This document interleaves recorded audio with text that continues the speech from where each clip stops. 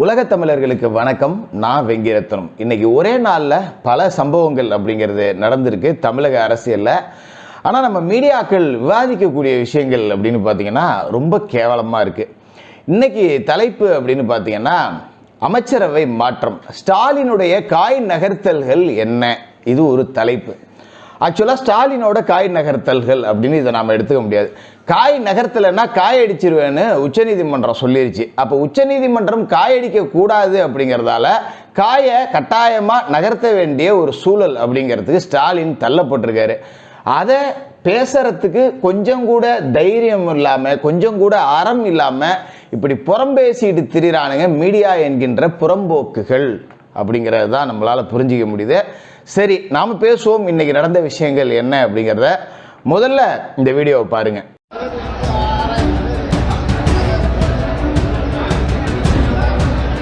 போதையின் பாதையில் வீழ்ந்து விடாதீர்கள், ஒரு தகப்பனாக கெஞ்சி கேட்கிறேன் அப்படின்னு நம்ம திராவிட தகப்பன் அப்படிங்கிறவர் அப்பப்போ விளம்பர மாடல் வீடியோலாம் போட்டுக்கிட்டு இருப்பாரு. இந்த நிகழ்வு அப்படிங்கிறது எங்கேயோ ஒரு கல்யாணத்துலேயோ, ஒரு கெடா வீட்டுலையோ, ஒரு கறி விருந்துலையோ, ஒரு காதி குத்துலையோ நடத்தலை. திமுகவோட பூத் ஏஜென்ட்டுகளுக்கான மீட்டிங் கள்ளக்குறிச்சியில் நடந்திருக்கு. கள்ளக்குறிச்சி கள்ள சாராயத்தை குடிச்சிட்டு செத்து தொலையாதீங்கடா, கண்ணுக்குட்டிக்கு வருமானம் பார்க்கறதுக்கு அப்பாவி தலித் மக்கள் இருக்காங்க, அவங்க குடிச்சிட்டு சாகட்டும், நீ என் கட்சிக்காரன் எல்லாம் வெயிலுக்கு இதமாக பீர் சாப்பிடுங்கடா அப்படின்னு சொல்லிட்டு ஊற்றி கொடுத்துருக்காரு வசந்தம் கார்த்திகேயன் எம்எல்ஏ. எப்பேற்பட்ட அவலம் பாருங்க. அப்பா சொல்றார் போதையின் பாதையில் வீழ்ந்து விடாதீர்கள், அவரோட தொண்டர் யோ ஓரமா போயா நாங்க ஊத்தி சாப்பிட்றோம் அப்படின்னு சொல்லிட்டு சாப்பிட்ற மாதிரி தான் இருக்கு. இதுக்கு வழக்கு போடப்பட்டுச்சான்னா போடப்படலை, கைது செய்யப்பட்டிருக்கணும். இங்கே கல்யாண மண்டபத்தில் இல்லை ஒரு பொதுக்கூட்டத்தில் ஒரு உள்ளரங்கத்தில் இஷ்டத்துக்கு நீங்கள் மது விருந்து வைப்பீங்க, இதுக்கு அனுமதி கொடுக்கப்பட்டிருக்கா? இதை வேற ஏதாவது செஞ்சிருந்தா உடனே கைது நடவடிக்கை அப்படிங்கிறது பாஞ்சிருக்கும். சாராய மாடல் திமுக ஆட்சியில் கூலிங் பீர் அப்படிங்கிறது சாதாரண விஷயம், அதுலேயும் கழக உடன்பிறப்புகளுக்கு ரொம்ப சாதாரண விஷயம் அப்படிங்கிறதால இது சார்ந்த நடவடிக்கைகள் எதுவும் எடுக்கப்படலை. இதை நீங்களே பார்த்துங்க. இந்த பீர் விருந்தில் இன்னொரு முக்கியமான விஷயம் என்னன்னா, வசந்தம் கார்த்திகேயனுக்கும் பொன்முடிக்கும் ஆகாது. பொன்முடியோட பதவி பறிக்கப்பட போகுதுன்னு தெரிஞ்சதால வசந்தம் கார்த்திகேயன் பார்ட்டி வச்சு கொண்டாடி இருக்காரோ அப்படின்னு தான் இதை நம்மளால பார்க்க முடியுது. இருக்கலாம், ஏன்னா திமுக உள்கட்சி விவகாரங்களில் கொலையே பண்ணுவாங்க. ஒரு பீர் பார்ட்டி அப்படிங்கிறதெல்லாம் சாதாரண ஒரு விஷயம். வரலாறு இருக்குல்ல, நமக்கு கிருஷ்ணன்ல ஆரம்பித்து ஏகப்பட்ட வரலாறு இருக்குது. ஆலடி அருணாவில் தொடங்கி இன்னைக்கு கூட சிவகங்கையில் ஒரு இளைஞர் திமுக பிரமுகர் வெட்டி கொல்லப்பட்டிருக்கார். இதுவும் உட்கட்சி பூசல் அப்படிங்கிறது தான். இப்படிப்பட்ட கேடுகட்ட கேவலமான வரலாறு கொண்ட திமுகவில் இதெல்லாம் ரொம்ப சாதாரணம் அப்படின்னு நீங்கள் நினைக்கிறது எனக்கு புரியுது. அதனால் நாம் அடுத்த விஷயத்துக்கு போவோம். செந்தில் பாலாஜி பதவியை ராஜினாமா செய்ததை தொடர்ந்து அவரோட அந்த ஜாமீன் ரத்து வழக்கை உச்சநீதிமன்றம் அப்படிங்கிறது முடிச்சு வச்சிருக்கு. இதில் நீதியரசர்கள் சொன்னது என்னன்னா, இந்த வழக்கு முடியும் வரை செந்தில் பாலாஜி அமைச்சராக பதவியேற்கவே முடியாது. நான் நேற்று ஏற்கனவே சொன்ன மாதிரி தான், இந்த வழக்கு முடிக்கப்படுற வரைக்கும் ஆயுசுக்கும் செந்தில் பாலாஜி அமைச்சராகவே முடியாது. நீ திரும்ப ஜெயிச்சாலும் அப்படி ஒரு சம்பவம் நடக்க போகிறதில்ல. ஏன்னா 5000 ஓட்டில் தான் ஜெயிச்சாரு. அதனால் திரும்ப செந்தில் பாலாஜி ஜெயிக்கிறதுக்கு சாத்தியம் இல்லை. அப்படியே ஜெயிச்சாலும் திமுக ஜெயிக்கிறதுக்கு சாத்தியமே இல்லை. எல்லாமே நடந்தாலும் மறுபடியும் செந்தில் பாலாஜி வெறும் டம்மி எம்எல்ஏவாக மட்டும்தான் இருக்கணும். அந்த கேடுகாலம் தமிழக மக்கள், கரூர் மக்கள் தமிழகத்துக்கு கொடுக்க மாட்டாங்க அப்படின்னு நான் நம்புகிறேன். இந்த செந்தில் பாலாஜி பிரச்சனை முடிஞ்சிருச்சு அப்படின்னு பார்த்தீங்கன்னா, இல்லை கத்தி போய் வாழ் வந்தது டும் டும் டும் அப்படின்னு சொல்லிட்டு இன்னைக்கு ஆத்தூர் பெரியசாமி அவர்களோட விடுதலை அப்படிங்கிறத ரத்து செஞ்சிருக்கு சென்னை உயர்நீதிமன்றம். இது என்ன வழக்கு அப்படின்னு பார்த்தீங்கன்னா, 2006, 2011 திமுக ஆட்சியில் வருமானத்திற்கு அதிகமாக சொத்து சேர்த்த வழக்கு. இந்த வழக்கு போடப்பட்டது 2013 அதிமுக ஆட்சிக்கு வந்த பிறகு. அன்னைக்கு ஆளுநர் அப்படிங்கிறவர் காங்கிரஸோட கைப்பாவையாக இருந்தார். மத்தியில் காங்கிரஸ் ஆட்சி அப்படிங்கிறது இருந்தது 2013 காலகட்டத்தில். இங்கே இருக்கக்கூடிய ஆளுநரும் காங்கிரஸ்காரராக தான் இருந்தார். அதனால் அவர் ஒப்புதல் கொடுக்கல.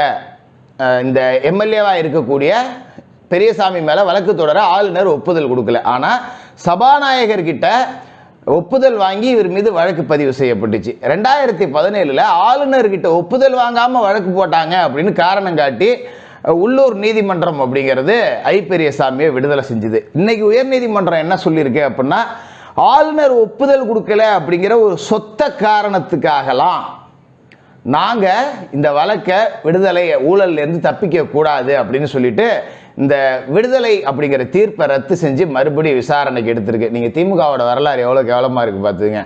எதிர்கட்சியாக இருந்தால் அப்படியே ஆளுநர்கிட்ட ஓடுவாங்க சட்டையை கிழிச்சிக்கிட்டு, ஐயா சாமி காப்பாற்றுங்கன்னு. இவங்க ஆளுங்கட்சியாக இருந்து இவங்களுக்கு சாதகமான ஆளுநர் இருந்தாங்கன்னு வச்சுக்கிங்களேன், அப்படியே போய் ஒட்டிப்பாங்க. ஈருடல் ஓர் உயிர்னு வெறும் மட்டன் சமோசாவாக உள்ளே போவோம். இவங்களுக்கு செட் ஆகாத ஆளுநர் இருந்தாருன்னு வச்சுங்க, ஆட்டுக்கு தாடி நாட்டுக்கு ஆளுநர் அப்படின்னு கிளம்பிடுவாங்க. ஆளுநரை கைக்குள்ளே போட்டுக்கிட்டு ஆளுநர் ஒப்புதல் கொடுக்கலன்னு வழக்கிலேருந்து தப்பிச்ச இவங்க ஆளுநர் பதவி தேவையற்றதுன்னு சொன்னாங்க. இவங்களுக்கு கோர்ட்லேருந்து கேஸ்லேருந்து தப்பிக்கணும்னா ஆளுநர் காலில் விழவு இவங்க என்னைக்குமே கூச்சமே படமாட்டாங்க அப்படிங்கிறத இதுலேருந்து நீங்கள் தெரிஞ்சுக்கலாம். சரி, இப்போ அடுத்ததாக என்ன விஷயம் அப்படின்னு பார்த்தீங்கன்னா, இன்னைக்கு சட்டசபை அப்படிங்கிறதுல ஆம்ஸ்ட்ராங் அவர்களோட கொலை வழக்கு அப்படிங்கிறத எடுத்துட்டார் எதிர்க்கட்சி தலைவர் எடப்பாடி பழனிசாமி அவர்கள்.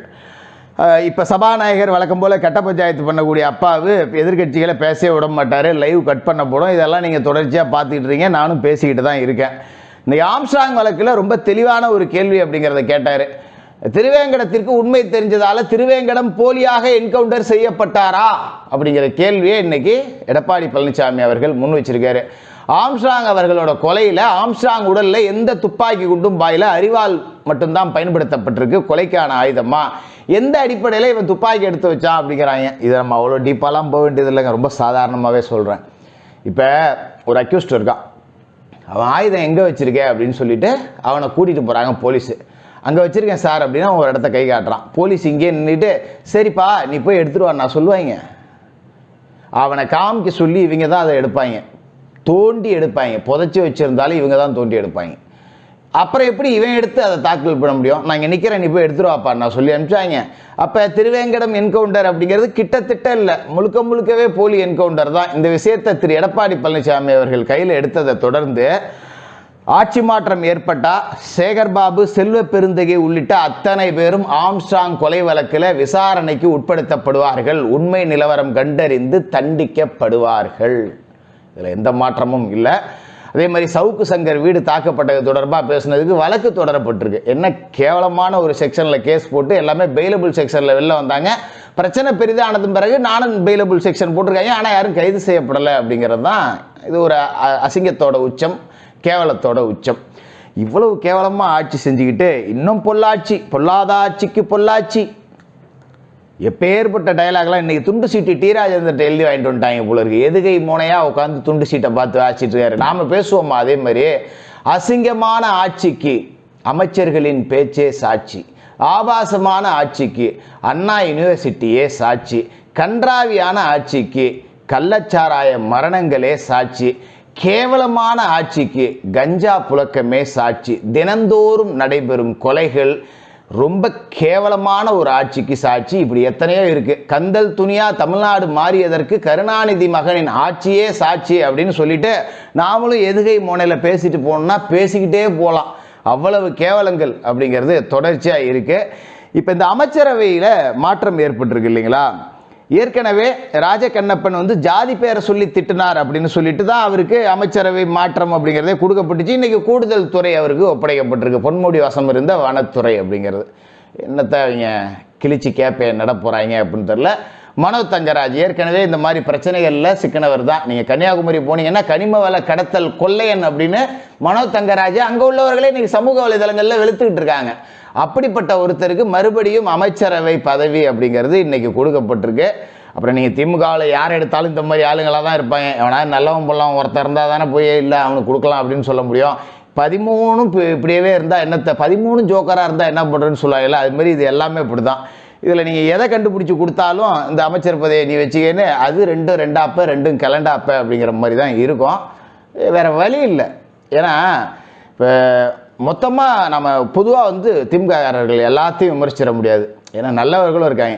திமுககாரன் எல்லாவனுமே கெட்டவன் நம்ம சொல்ல முடியாது. ஆனால் எல்லா கெட்டவனும் திமுககாரன்னா அதை நம்ம சொல்லி தானே ஆகணும். நீங்கள் ஜாபர் சாதிக்கு எடுத்துங்க, கண்ணுக்குட்டி எடுத்துங்க, நீங்கள் இந்த அண்ணா யூனிவர்சிட்டி ஞானசேகரன் எடுத்துங்க. இருக்கிற பிராடு பித்தலாட்டக்காரன் முழுக்க திமுககாரனாகவே இருக்கான். அப்படி இருக்கும்போது நம்ம அங்கே போய் நல்லவனை தேடினோம்னா நம்மளை விட முட்டாள் யாரும் இல்லை அப்படிங்கிறதால அதை விட்டுடுவோம்.